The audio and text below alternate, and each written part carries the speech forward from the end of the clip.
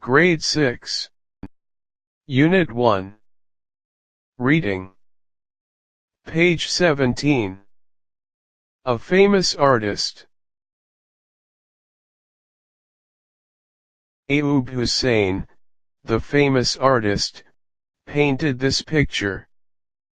He was born in Kuwait in 1932. He used to be a teacher.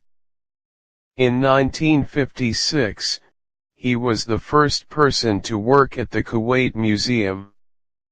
He built models of old Kuwaiti buildings. He has painted over 600 paintings about old Kuwait. Ayoub Hussein passed away at the age of 79. This painting shows a baby sleeping soundly. Decades ago, when a baby was born, the parents didn't used to buy a cot. They used to put lots of cloth in a large basket. The baby used to sleep in it for about 10 days. Then the parents bought the baby a manazz or a karouka.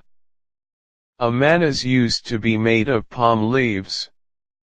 A karouka used to be made of wood.